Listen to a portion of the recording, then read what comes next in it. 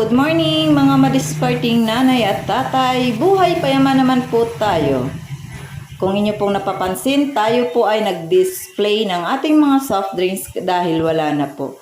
Habang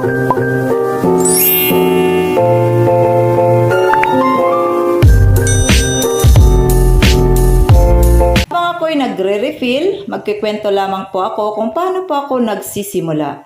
Ako lamang po ay na-motivate ng aming mga kabarangay kasi sila po ay aking nakikita na sa kabila ng kanilang mga edad kung paano po sila nakakapagpatakbo ng bakery, sunod hindi po sila ang nagbabantay. So ayun po, inalam ko kung paano ang proseso at pamamaraan kasi nakita ko po kung paano sila umasenso.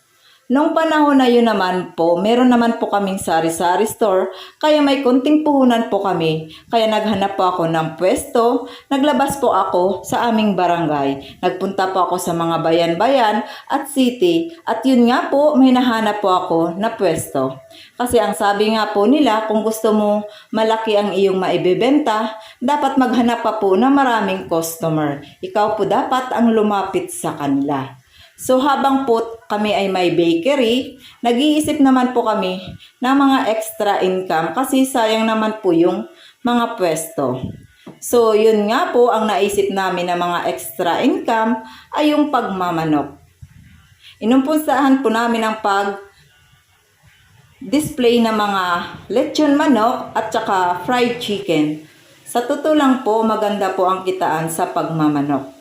Lalo na po sa pagpa-fried chicken, hanggat maaari po, marunong ka po magkwenta ng iyong mga expenses para po mapagtanto mo rin po kung gaano kalaki ang iyong kikitain. At saka po, dapat lagi po tayo nagkikwenta. Dapat po magiging kaibigan po natin si calculator. Kasi po, para mas mabilis po sa atin kung paano po natin mapapaayos ang ating mga presyo. Kasi ang atin naman pong mga customer, marunong din naman po yan minsan magreklamo.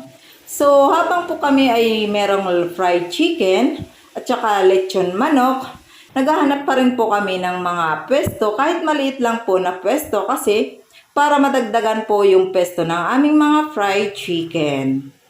So, yun po ang labas ng aming bakery. Marami po tayong display. Malaki po tingnan ng aming bakery pero mahal din po ang renta dyan. Yan po ang aming mga cake. Tasty. Ayan po yung aming mga nakadisplay po dyan sa baba. Tig 2 pesos lang po yan. So yan, papasok po tayo sa loob dahil tayo po ay magsisilip ng atin pong piniprito. O diba? Ang ganda po ng pagkaka-coat namin dyan. Kaya yung mga customer po, gandang-ganda sa aming manok. At saka masarap po yan. Yan naman po, nagbabaga-baga ang ating lechon manok. Bali pahabol na nga po pala yan kasi naubos na po yung una naming niluto. Diba po? Kailangan po madiskarte po tayo sa buhay kahit meron po tayong negosyo pa. Pasipagan lang po para dagdag kita po natin mga nanay. So, yun lang po ang aking munang mai-share sa inyo. Hanggang sa muli po.